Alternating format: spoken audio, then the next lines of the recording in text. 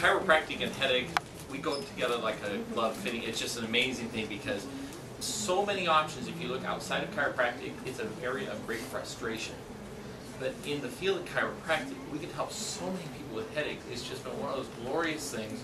It's almost like when I'm interviewing a new client, they often will have headaches and they often will not have listed it down. You know why? They have gotten used to the headaches and they have gotten tired going to the doctors and telling the doctors they've got headaches. Most of these people have already had workups. They've had often x-rays, CAT scans, MRIs. They've been to the specialist. In fact, when you become a patient here, when I show you the series of x-rays, one of the cases that I show you is a case of a gal whose primary complaint was a headache. And she had been to her family doctor, she had been to a physical therapist, she had had medications of all sorts, had ultimately been to a specialist who had basically said there was nothing wrong with her because they were always looking in her head, right? There was nothing wrong in her head, and yet she had headaches. So essentially they were saying that she was making up this complaint of headaches and there was really nothing wrong with her. And they ended up giving her antidepressants, telling her to come back when she really had something wrong with her. And if you can put yourself in the steps of that patient, you can see how upsetting that would be.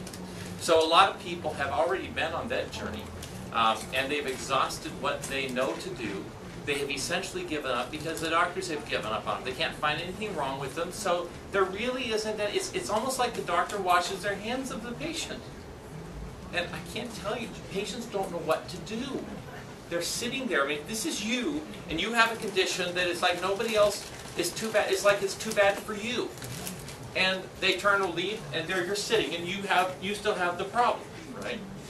So it is one thing. The other thing is for me, I have some personal experience with this, in that it was my last car accident, and there was hardly any damage, right?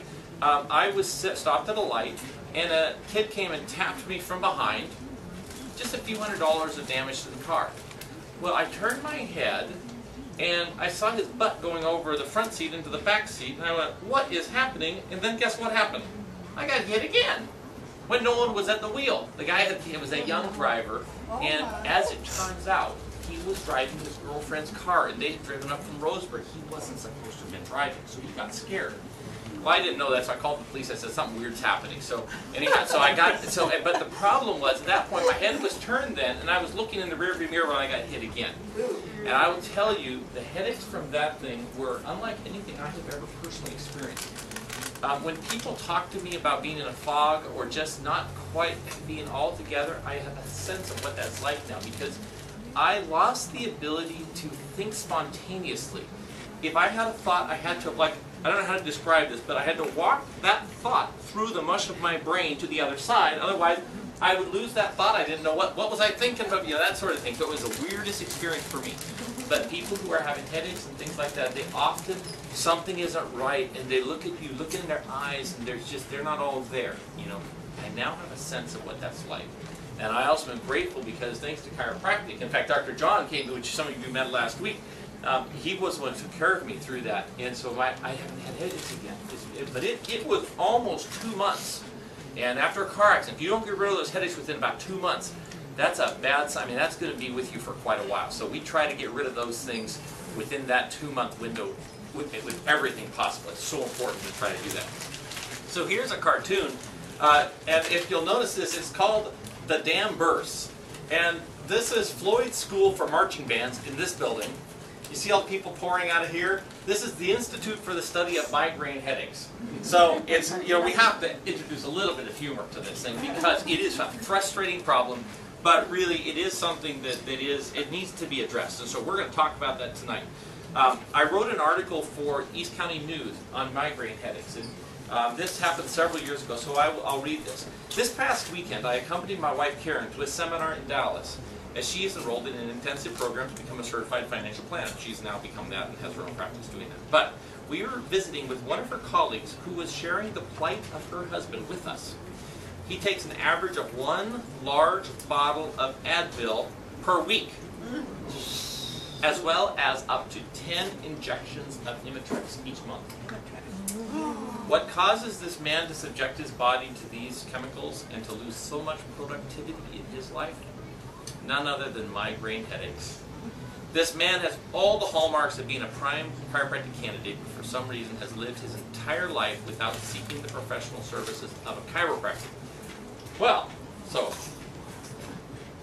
I couldn't even convince him to try chiropractic. So, but here's, as I went on in this article, the question that has been troubling me so much is that there is no good reason for this. I had to explain how chiropractors think differently as it relates to migraine headaches. And there have been 2 major studies that link subluxations or misalignments in the neck to headaches. Rather than take a chemical modifying approach, we strive to restore the delicate balance in the neck, turning it back to its normal configuration. So tonight we're going to talk about those 2 studies. In fact, I have a handout that will explain one of them with you, so make sure that I get that to you. But this man is somewhat typical of patients in my practice. He works all day at a computer and is somewhat overweight. You can imagine his experiences going to see his medical doctor. He's likely told that all he has to do is lose some weight and give up his job. The best option for him is some kind of drug, often becoming a guinea pig to the latest and greatest drug touted as the miracle headache cure. Only when all else fails, they then find their way into my practice by one of my patients relentlessly pestering him or her, at least to get a second opinion from the chiropractor. More often than not, these patients already have had a fairly extensive medical workup, including neurological consultations and MRI evaluations. They are usually very skeptical and ask questions like, what makes you think that you can help me when I have already seen a top specialist? You understand that virtually every case that's been the complicated headache cases have all been to these top specialists. They've been to OHSU. They have been to these top, and it's very, they feel very, that it's a very presumptuous of me to think that I might be able to help them when they've seen the top in their field, right? That sort of thing. And it is really interesting. It is a legitimate question, but they don't understand that I analyze the data from a different perspective. Rather than looking for a muscle spasm or an artery contraction or expansion, I am looking to find a subtle distortion in the nerve system.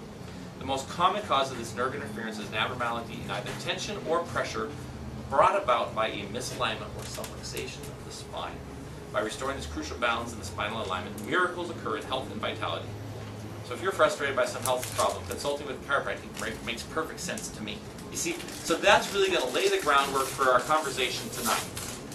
So, you are going to learn some words like innate intelligence. You know what that word is? That is, so intelligence is, most people would think about how smart you are. When chiropractors use this term, we're talking about something very special, and that is the inner wisdom of your body. When we say innate, it's within you. That each one of you has an innate intelligence. And that intelligence is what is constantly monitoring your environment and adapting your body to this. Now, it's kind of warm here, so what do you want to do? You want to almost fall asleep, right? You want to relax. You kind of like the air conditioning turned on a little bit more. Some of you want to fan yourself invariably, right? These sorts of things. Because you have a nerve system that is analyzing your environment and it's calculated that this is a warm room. Your body then is going to cause you to sweat. It'll want you to fan. You're going to try to keep your temperature at a normal temperature.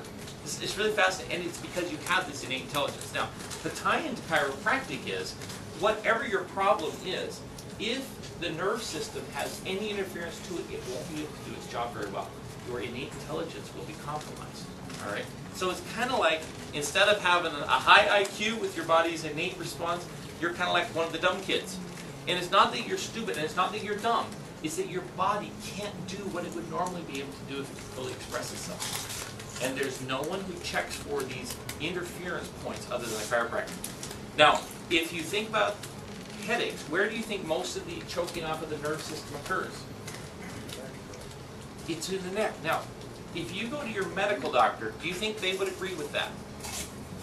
No. Where are they going to look? In your head. They're going to look in your head. Do they find much wrong in the head typically? No. So if they look in the head and they don't see any tumors, they don't see any aneurysms, they don't see any weird things, what are they going to assume? It's all in your head. It's all in your head, that you're making it up. They never look